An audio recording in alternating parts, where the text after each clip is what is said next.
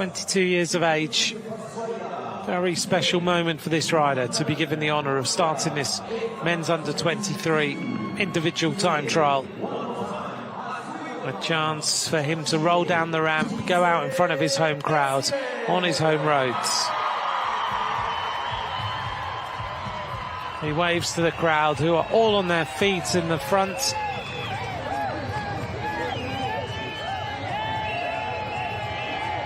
The whistles are ready.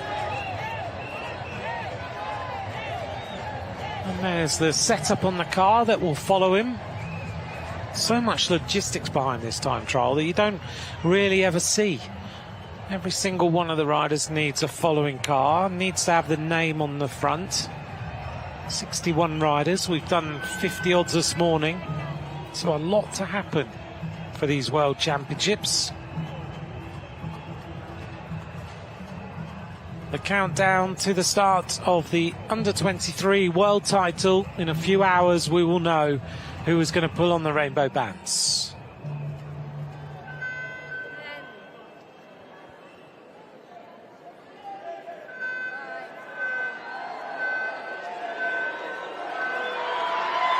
Well, the crowd join in as we count down, and Etienne Tuizera is now underway. The mascot accompanying the start. He goes through that first corner nice and quickly.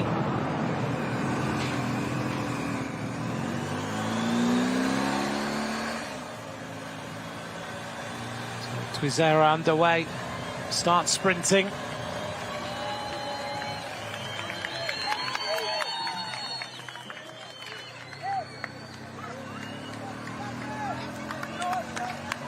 So the Rwandan rider is sprinting away now, getting himself into his rhythm.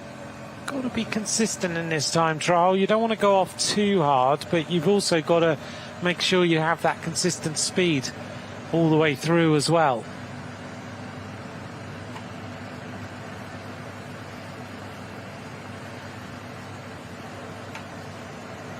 So into the first couple of minutes of this individual time trial. Looks good, looks consistent.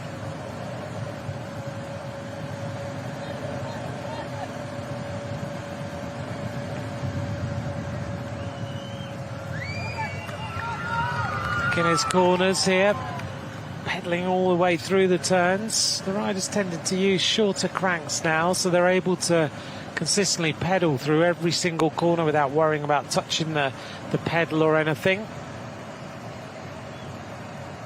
Used to be you'd have long cranks in and try and settle down and enjoy this experience.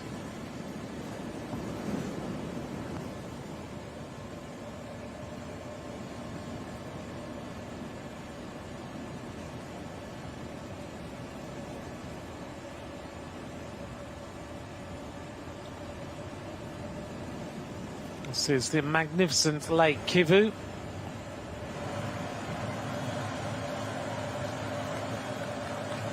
We'll get our first intermediate split after 10.6 kilometres of racing.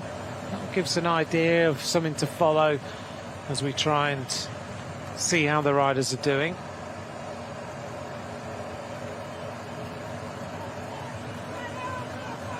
This rider looks again like we've seen in the women's racing, really consistent power. Look. Of course, there's a famous moment in World Championship history with a Kenyan rider who came off the start ramp, kind of got a bit disorientated as the updated temperature and the wind has gone up again, 10 kilometres an hour, 27 degrees, so it's a lot warmer. So this rider came off the start ramp, got a bit disorientated, ended up hitting one of the judges who was standing on one of the corners and knocked him over, crashed himself, and then finally got on his bike and carried on riding. That rider, of course, was Chris Froome, who went on to win the Tour de France. So you never know.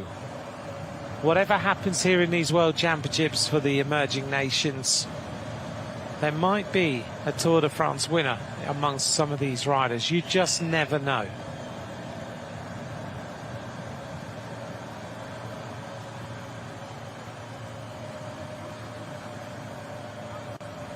If you want to see that clip, it's somewhere on social media if you do a search. I watched it a few weeks ago, I'd forgotten. And I was commentating that day on Chris Froome and him coming off the star ramp.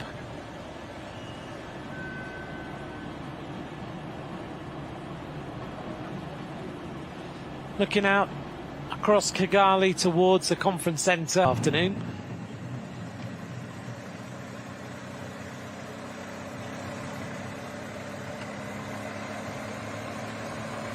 We're getting close to that point then where we will be able to see that first split.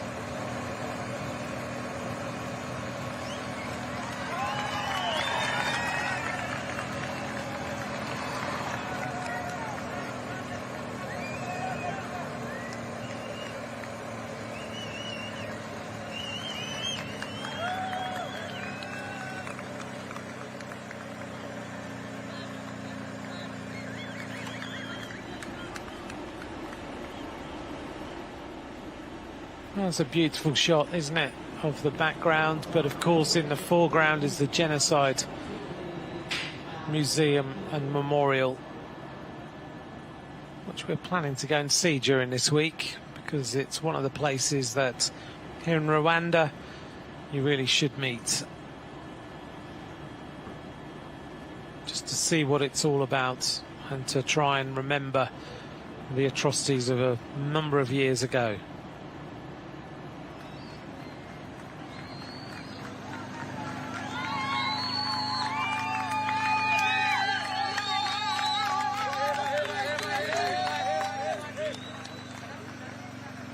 Zere is riding well, pedaling those gears over nicely.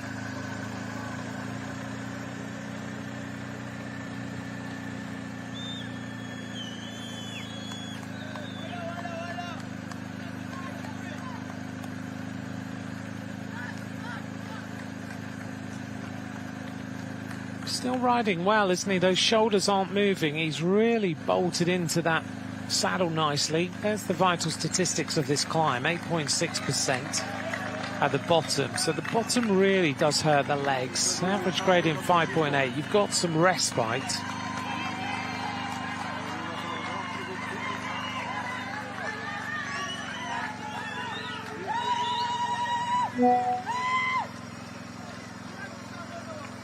And he's making short work of this climb. He's going very, very well, and he'll set the standard for everybody else to beat when he reaches the top of this first rise of the day.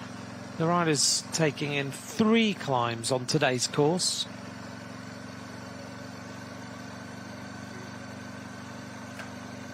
Works his way through the gears.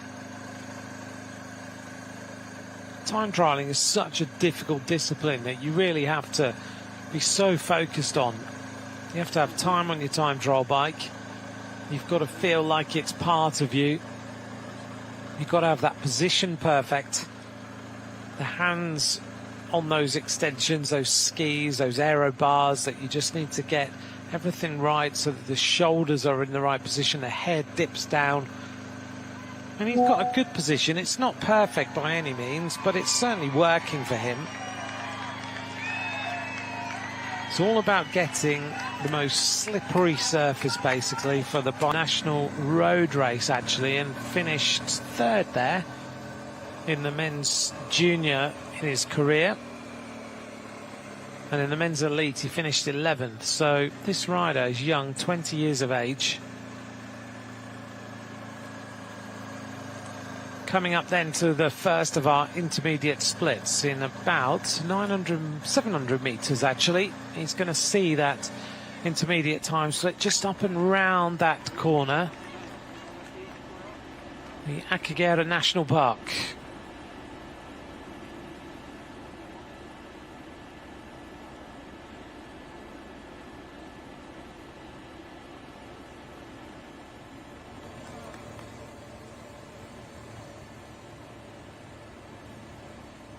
You can see all the different birds here. Fantastic atmosphere.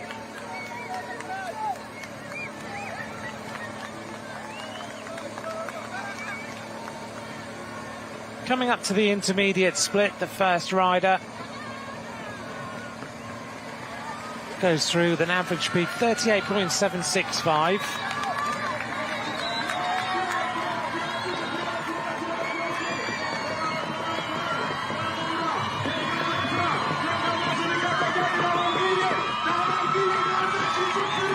Fantastic atmosphere up here at the top of this climb, it really is.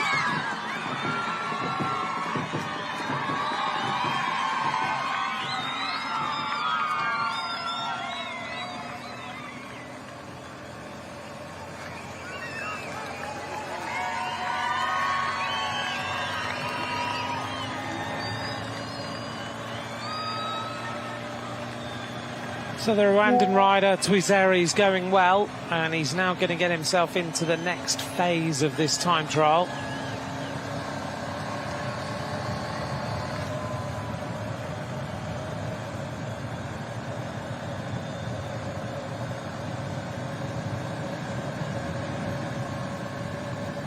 Nearly 70 kilometres an hour.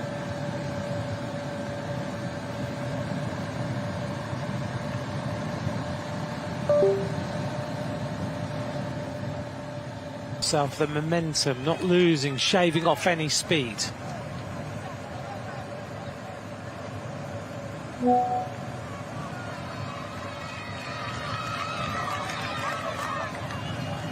Twizere continues, wearing number 61, the first rider to go for.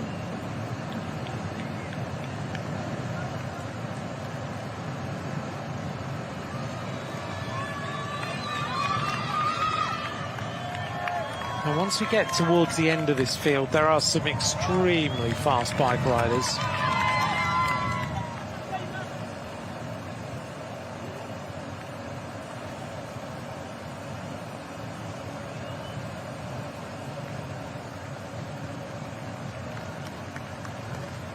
Still consistent, still riding strongly. 16.5 kilometres to go. Our next split will be after 19 kilometres of racing. That'll be with 12.2 kilometres to go, so 4.1 kilometres remain until he gets to that intermediate split. Coming up to the main turn now, he's going to turn round and start to work his way back towards the race finish.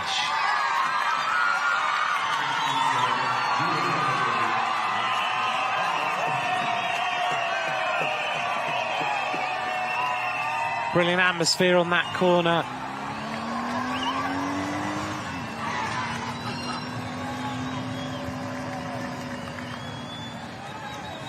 Very easy for the Rwandan riders to get a little bit carried away, not concentrate on their performance.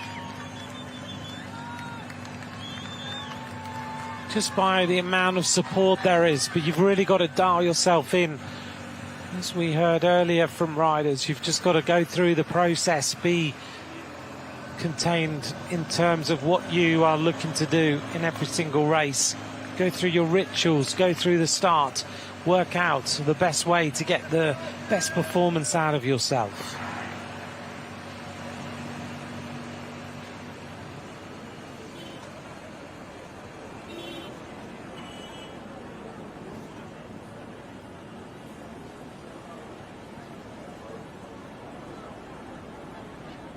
This is the Campaign Against Genocide Museum. Such an important statue that stands outside it. Highlights how Rwanda's people, despite their profound loss, came together to forge the path towards peace, justice and a national healing. A very important educational platform, ensuring that the lessons of the past inspire the future generations.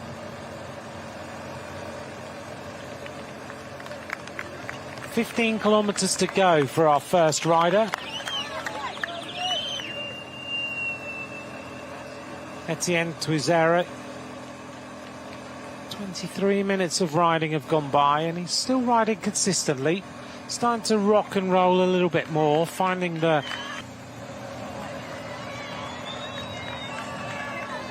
onto the descent now.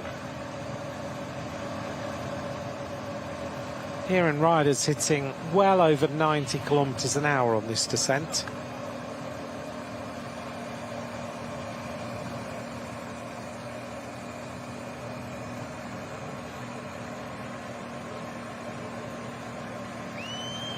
Well, this is where our first rider is, coming up towards the second split at 19 kilometres.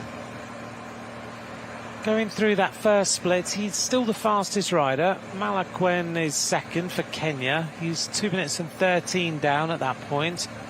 And Umunyarwanda of Mali is third of the Ishkef's race back in June.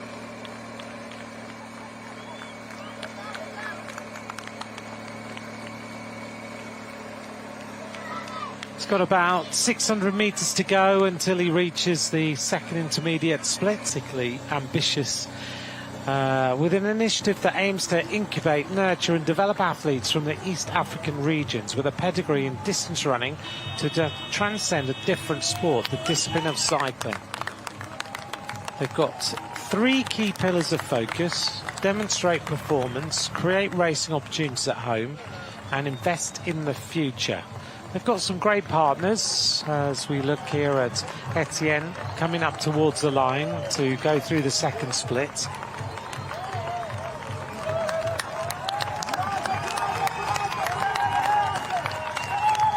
Going to go through there to set the standard, 40.7 kilometres an hour, so he's found a little bit more speed.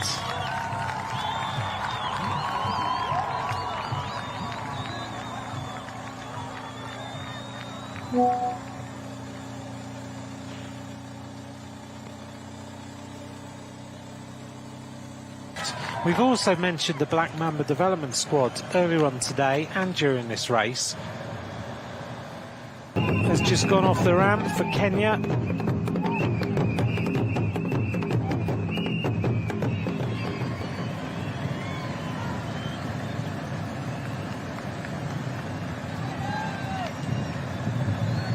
These initiatives that we're hearing about in African cycling, so important to just try and drive some sort of improvement much quicker by removing those barriers. And we see here in these races that there are riders who are just riding on old aluminium frames and they haven't been able to get the access to some of the equipment that they could really do with, which would ultimately help improve their performance. You take a rider from being in a time trial like this on a road bike and put them on a time trial bike like this, immediately their performance changes. Immediately they're able to go quicker. Immediately they're able to slice through the air. So all these projects, the links of course with the World Cycling Centre for the UCI and others, just trying to find these athletes who can compete at the highest level. Because there's no doubt when we look at African nations, we think about long distance running. African nations are top of the world. There is no reason why there couldn't be an endurance athlete in cycling here in these African areas, whether it be Rwanda or Ethiopia or Uganda or wherever it might be, that can compete at the very, very highest level in terms of winning a Tour de France, winning that. We've already got in the men's elite ranks Biniam Girmay winning the green jersey of the Tour de France. That is an ultimate game changer. And as he said at that time, the door is now open. He wanted to make the door open for as many riders as possible.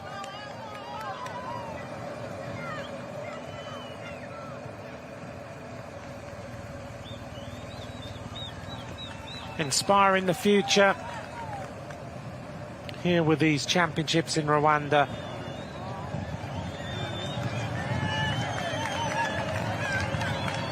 It's a new fastest time at the first intermediate split for the People's Republic of China. Li Yu has gone through with a time of 16 minutes 11:87.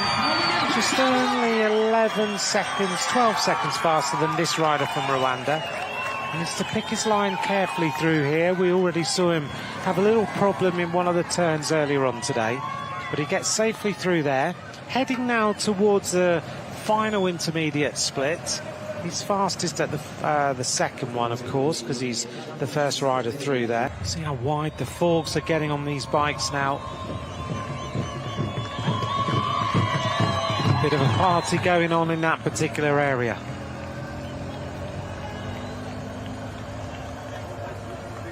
So he's making his way down now towards the next intermediate split. He's 200 metres from there. He's going to go through there, set the time, and then make his way onto the cobbles for this final rise up towards the top of the climb.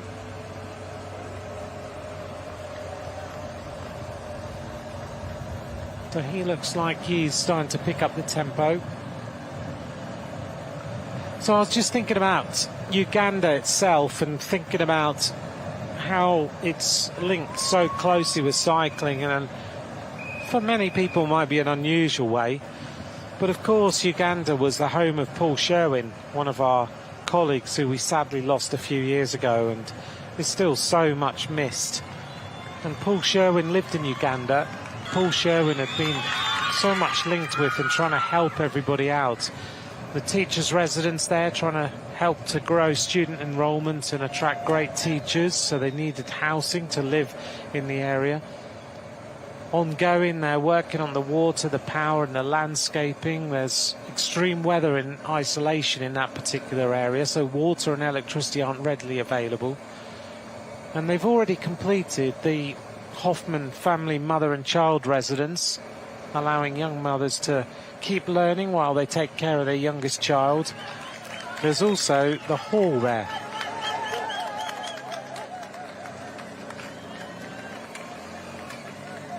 And that hall is named after Paul Sherwin's co-commentator Phil Liggett, helping to achieve Paul's dreams that he had for that particular area. So there's the Phil Liggett Hall, a multi-purpose hall to help the community with meals, assemblies, celebrations. And there's the Paul Sherwin Workshop, to offer life-changing opportunities to empower young women in that particular area. At the Tour de France, I had breakfast with Phil Liggett. It's always a pleasure. And Phil gave me a Paul Sherwin Project cap that I wore during the Tour de France. And if you want to take a look at the Paul Sherwin Project. He's sadly missed, but his legacy and what he did in Uganda lives on. And I don't think, until we went to his memorial service, that all of us except Phil realised just how much Paul Sherwin had contributed to his local area.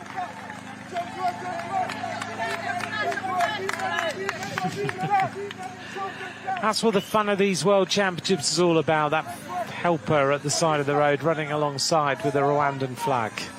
This rider is only 2 kilometres now from the finish.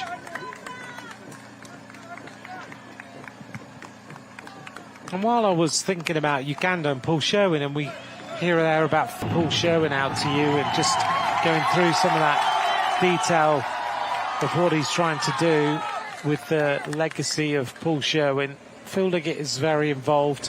The family of Paul Sherwin is involved. But of course, we talked about the rhinos a few moments ago, and Phil Liggett is so linked with helping rhinos and trying to make sure that rhinos don't disappear from Africa.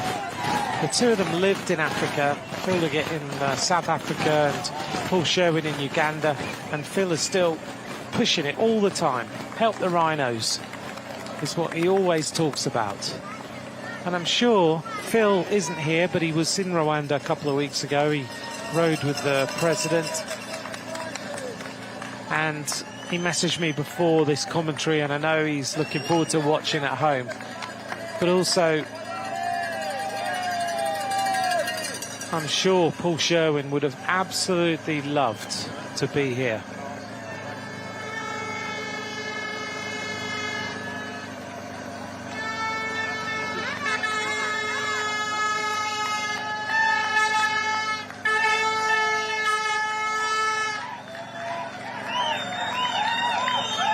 He's almost reached the top of the cobbles.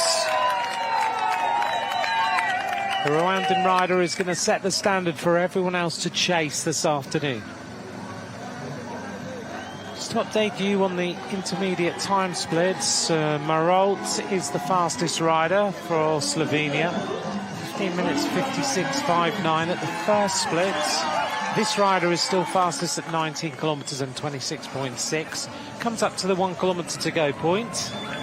Gets into the aero tuck. He'll just wind his way now to the bottom of this last drag up towards the finish.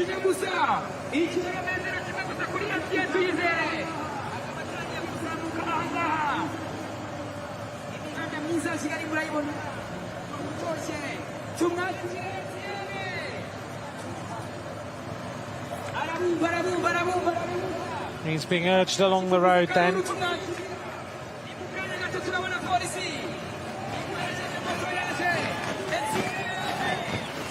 Such a massive crowd lining the actual run-in here to the finish. He's being brought home this afternoon. Etienne Twizere is almost there. He's got the race radio tucked down the front of that skin suit. Still looks good, still got some power in the legs. Manages to stay in the aero skis all the way to the top of the climb. Let's see what this time is going to be. The speakers urging him across the finish line. Etienne Twizere is going to be in the hot seat for Rwanda. Don't know for how long, but he's going to be there.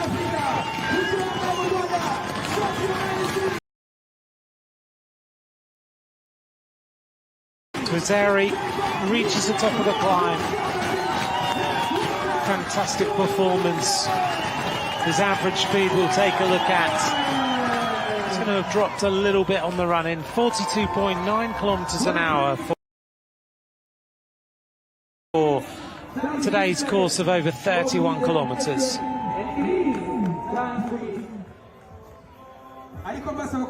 Twizere sets the standard for everybody else to chase. Kilometers an hour. Fantastic. That's only possible at such a unique event as the 2025 UCI Road. The last couple of hundred the Rwandan rider from China. Twizere looks like he might be about to be beaten. A little smile on his face. Well, he's been in a hot seat. He's enjoyed his time there, but it looks like Li Yu of the People's Republic of China is going to beat the time of the current hot seat.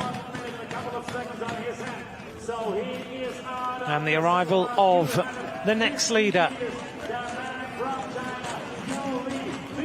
Li Yu is approaching the finish line now, rolling that bike all over the place, just trying to get the last little bit of speed out of it. He knows that when he reaches here, his respite can get into that aero tuck. Push for the finish.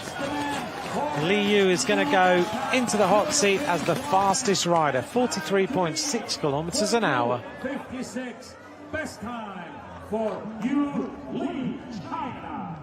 Yu Li kuva mu bushinwa rero akaba ugize ibihe byiza kurusha abandi kuko afite iminota 42 ndetse n'amasegonda 56 bivuze yuko rero Twizere Etienne atakiri ku ntebe ishyushye cyangwa se hot seat ubu ngubu bigiye kwicwa na nice shots Li Yu.